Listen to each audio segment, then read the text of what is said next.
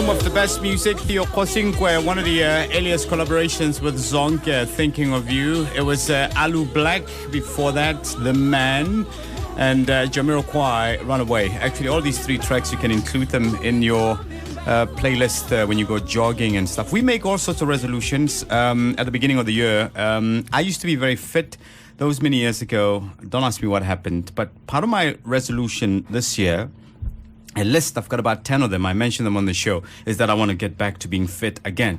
Well, according to Jasper Basson, maybe we should talk a little bit more to him about New Year's resolution. Hey, Jasper. How are you? I'm good. How are you? Good afternoon. Very well, thank you. Thank you very much for having me. That's cool. We need you more than you need us, actually. Shed some light, man.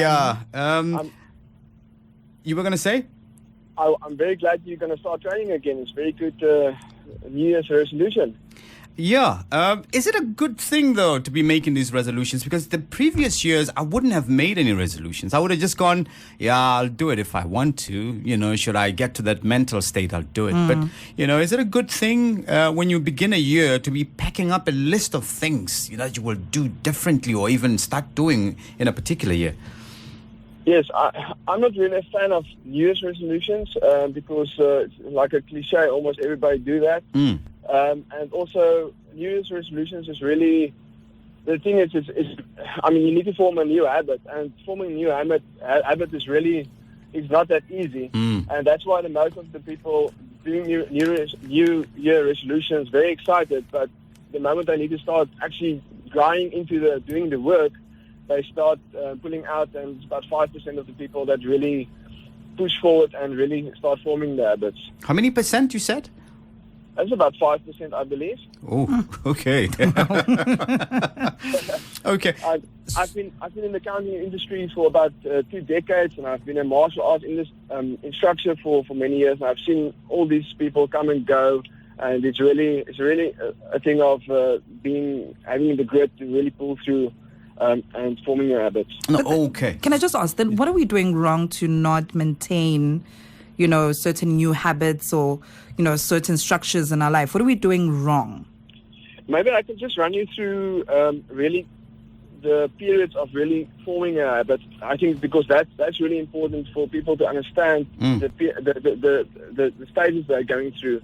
But there's really 2 really big stages, and that's the 21 days that you really need to destroy the old habits and form new habits. So that's a very disruptive kind of phase that you're in, and that's a phase that most people will most likely give up because it's a very difficult phase to go through.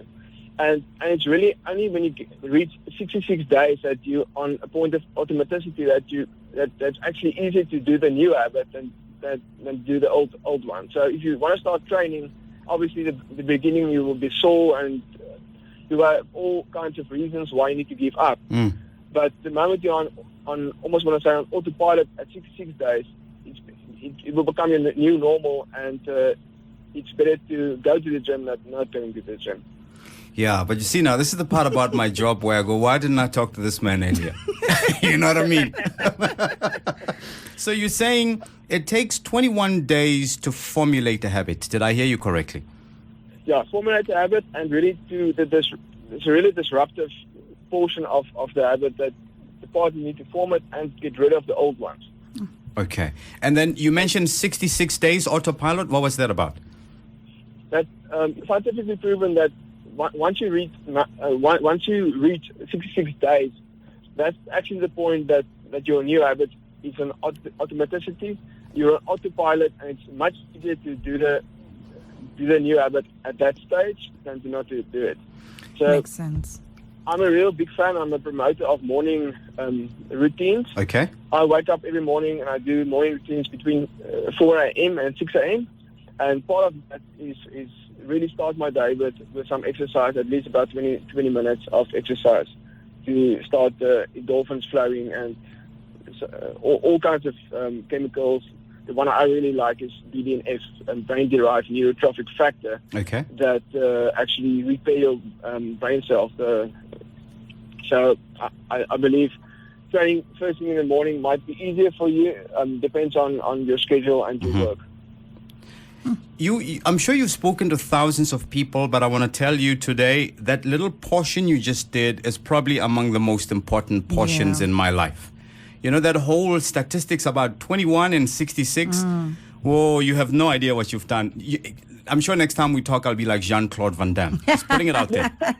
Well, I'm a martial artist as well, so Which maybe I can. which martial arts? Taekwondo? What? I'm a second degree black belt in kickboxing. Okay. So I'm an instructor for almost the last 4 or 5 years, and I'm also a very amateur first level white belt in jiu-jitsu. Whoa. Dangerous man, So- in a good way. You're a good friend to have. But I think I like to compare forming new habits to something that is even more practical to understand. If you allow me to. Please It's go really- ahead. If you're looking at a stalled vehicle, a stationary vehicle that can't get to start and you need to do a running start. Mm-hmm. If you imagine yourself, you need to start pushing that vehicle to get it to start. You need a friend of yours. Mm-hmm.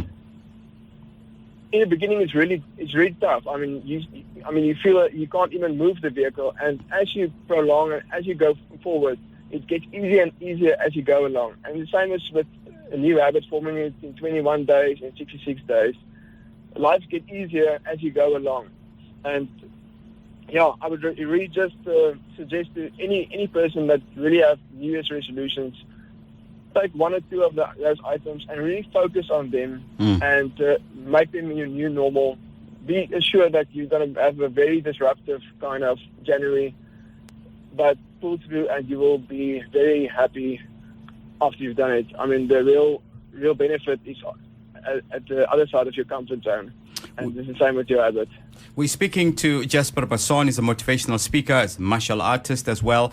We're talking about New Year's resolutions. It's the time of the year when we promise ourselves things. A lot of them. And sometimes we pack a list, like I have a list, and I probably won't even finish that list. But he's giving us some interesting analogy on how to make those resolutions stick. Should one actually have more than 2 new habits for each and any year? Because you find that everybody has more than one aim for the 12 months. Is that healthy? Well, I believe if you're not used to pushing yourself out of your comfort zone, I would suggest rather stick to one that you really will master, and then go on to the next one.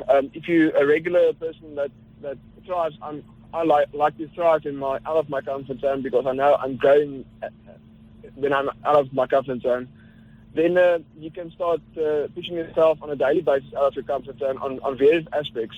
But the core thing is really to rather go to the vital few and really just focus on maybe even just one new principle. Like in your case, you want to get fit again. Rather just focus on that one thing and get that to the point of automaticity, and then you can take your next New Year's resolution.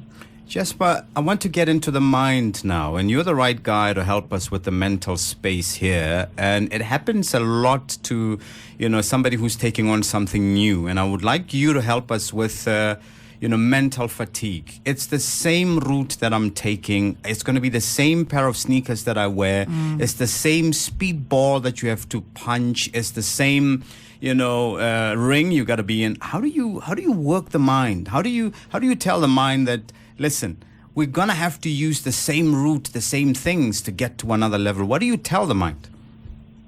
Well, first things first, I think we need to understand that we potentially need to get a mentor or a business coach or a personal trainer that really can push us through that first 21 days or 66 days. So I think that's the most important part. If I can go back to my morning routine or morning rituals that I really advocate, that time between 4 to 6 is really the time that you make your mind strong and remember yourself, set up your day, just make sure you have a beautiful day and make sure you go into your day with a very strong mind. And just remember, you can't build new habits on old habits. If you want to change your life, you need to change yourself. and you need to change your new habits. And I suppose that mental state, for people like you who are competitive, when you're jogging at 4 or 6 in the morning, you're thinking about that guy that you're going to get in the ring and you need to squat him. So you really got to be in condition, right?